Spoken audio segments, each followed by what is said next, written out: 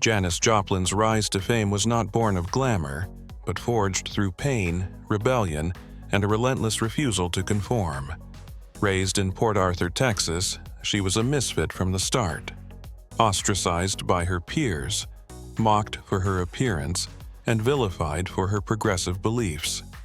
Her passion for the blues, especially African-American legends like Bessie Smith and Ma Rainey, set her apart in a community that rejected everything she stood for. Janis didn't fit the mold of the Southern belle. She wore men's shirts, walked barefoot across college campuses, and refused to shrink herself to meet societal expectations. When she was voted Ugliest Man on campus by a fraternity at the University of Texas, it wasn't just a cruel joke. It was a confirmation that the world wasn't ready for a woman so unapologetically herself. But she used this cruelty as fuel, pouring every insult and rejection into her music. Her voice was not about technical perfection.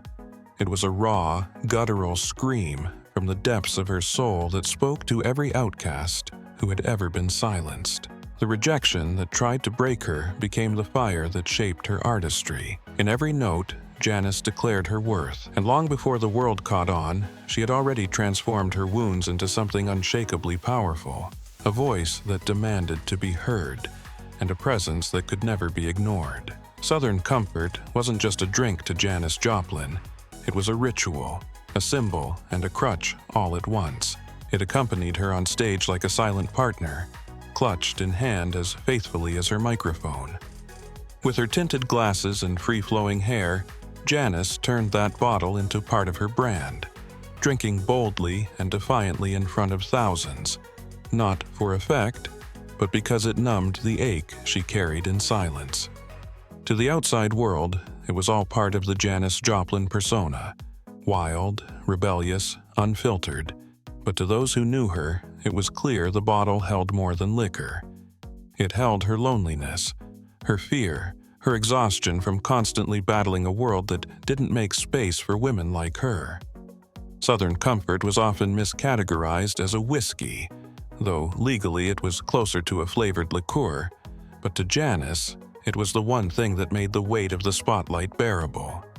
The company never paid her for her inadvertent endorsement, yet they capitalized on her image, even sending her a full-length lynx fur coat as a thank you gift. She wore it proudly, the outsider-turned icon, not realizing that the same drink giving her courage would also loosen the boundaries she so desperately needed to keep intact. Southern comfort was a companion and a curse, a liquid manifestation of the pain she masked with laughter. And in the end, it was just one of many indulgences that helped take her too soon.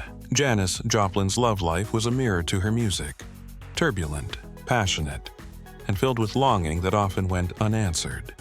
Though celebrated on stage for her boldness, off-stage she craved connection with an intensity few could match. She dove into relationships with the same full-throttle emotion that defined her performances. But more often than not, she was left bruised by disinterest or betrayal. Many of her partners were intimidated by her brilliance or drawn more to her fame than her soul. One particularly poignant encounter came in 1968 with Leonard Cohen at the Chelsea Hotel, a meeting immortalized in his song Chelsea Hotel No. 2. What he described with poetic detachment had clearly left a far deeper imprint on Janis, an evening of emotional vulnerability reduced to a passing lyric in someone else's legacy. She may have sought out Chris Christopherson that night and settled for Cohen, but what stayed with her was the silence after the song, the indifference that met her aching need for real intimacy. Time and again, she gave her heart to people who didn't know what to do with it, and those wounds made their way into her most iconic tracks like Piece of My Heart and Cry Baby. These weren't just songs. They were emotional exorcisms, howls from a woman whose deepest hunger was to be loved for who she really was. The world adored her, but few truly saw her, and that disconnect haunted her through every whispered lyric and every shattered relationship. Fame amplified everything Janis Joplin had tried to escape. Her early experiments with alcohol and drugs escalated into full-blown addiction the moment she became a national figure. While audiences thrilled at her raspy wails and raw performances, backstage she was unraveling, retreating further into a haze of heroin and Southern comfort. Success had come quickly, first with Big Brother and the holding company, and then as a solo act, but the loneliness only grew. She tried to get clean multiple times, even returning to Texas in search of stability, but the gravity of the San Francisco music scene and her inner turmoil pulled her back in. Her friends watched helplessly as the vibrant, charismatic Janis became isolated and erratic. Each high promised escape, and each low left her more hollow. She wanted to be present, to thrive, to live.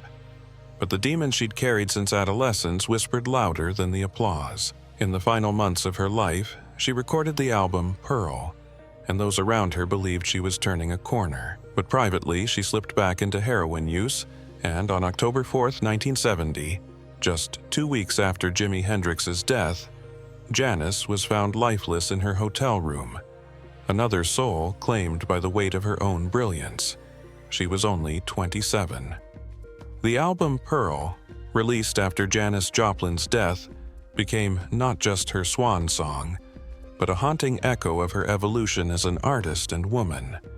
Unlike her earlier recordings, where raw energy sometimes overwhelmed structure, Pearl balanced that fire with discipline, precision, and emotional depth.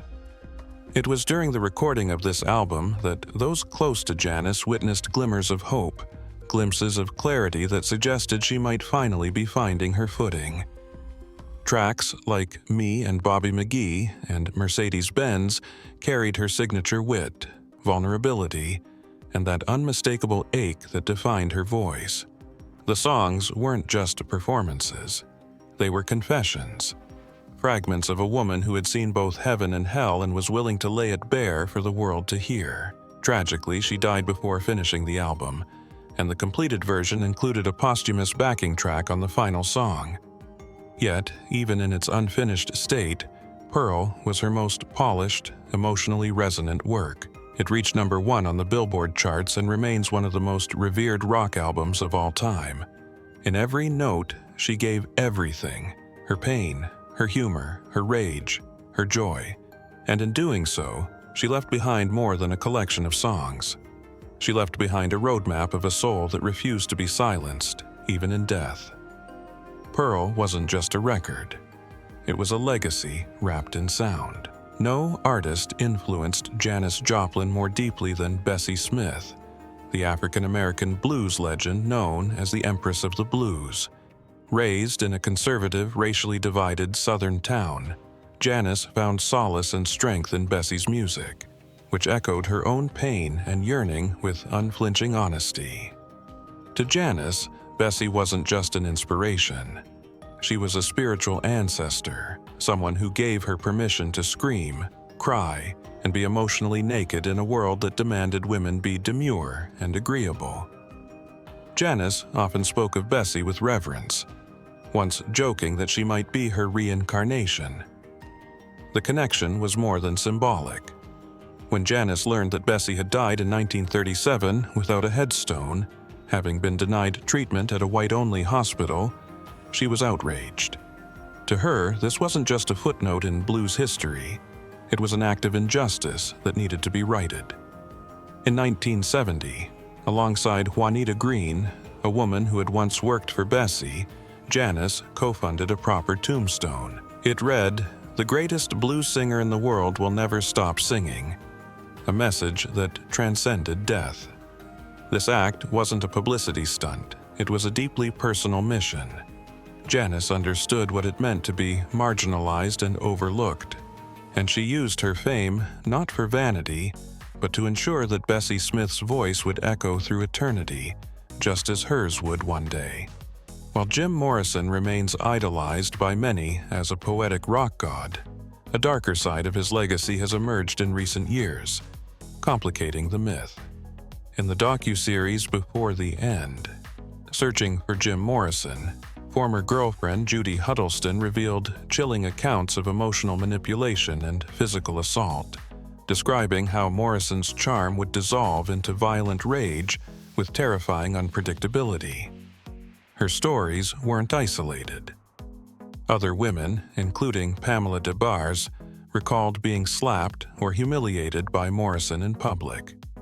Even John Densmore, drummer for The Doors, witnessed disturbing behavior, including Morrison threatening a woman with a knife. These weren't just episodes of rock and roll excess, they were signs of a man using power and fame to dominate those around him.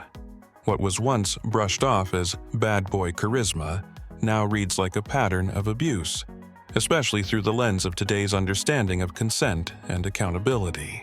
Janis Joplin, already a target for public mockery because of her gender and defiant spirit, saw through Morrison's mythos.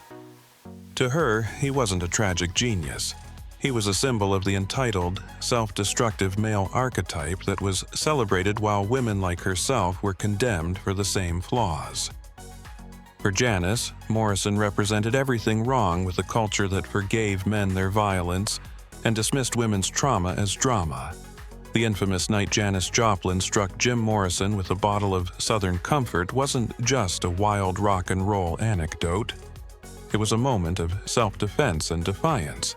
The two were introduced at a party in Hidden Hills by producer Paul Rothschild, who envisioned a romantic or creative spark between the king and queen of psychedelic rock. At first, the interaction seemed promising, with mutual admiration and friendly conversation, but as Morrison's drinking escalated, his behavior turned from flirtatious to invasive. Janis, uncomfortable and trying to leave, climbed into her band's station wagon. Morrison followed, grabbing a handful of her hair in a drunken attempt to keep her there. Without hesitation, Janis grabbed the nearest object, a glass bottle of her ever-present Southern Comfort, and smashed it against his head. The bottle shattered. Morrison collapsed, and Janis drove off, leaving behind a scene that would become legend. To outsiders, it may have looked like a brawl between two volatile artists, but for Janis, it was a boundary drawn in glass and blood. She wasn't just defending herself physically. She was rejecting the male entitlement that permeated her industry. That moment, immortalized in whispers and myths, became a symbol of her refusal to be controlled or consumed. It was the night Janis Joplin reminded the world that she would never be anyone's victim. 9.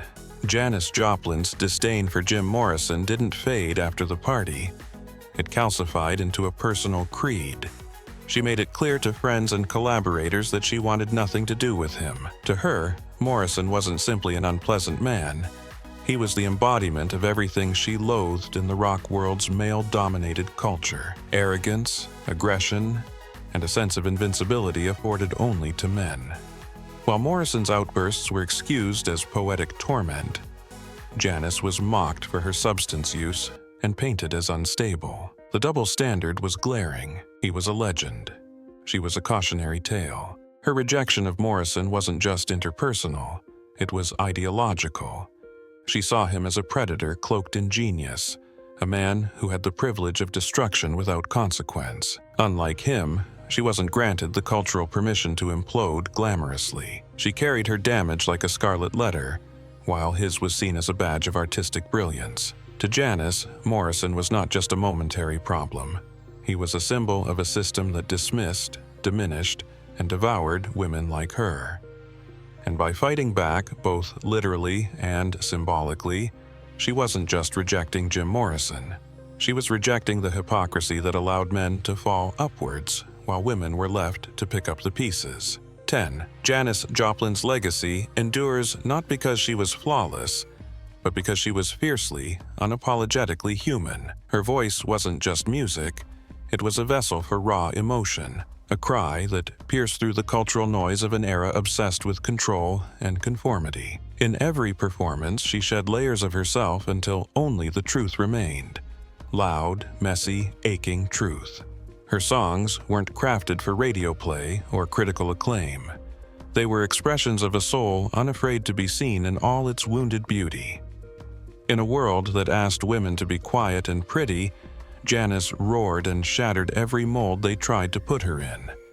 Even after death, her spirit continues to resonate. She remains a beacon for anyone who's ever felt unworthy or unseen. More than 5 decades later, her songs still echo through generations because she didn't just sing, she embodied every lyric. Whether on stage, behind a bottle, or defending herself against a predatory peer, Janis Joplin lived and died by one unwavering truth: she would never be tamed. In doing so, she gave voice to a rebellion much greater than herself, one still raging in every woman who refuses to shrink.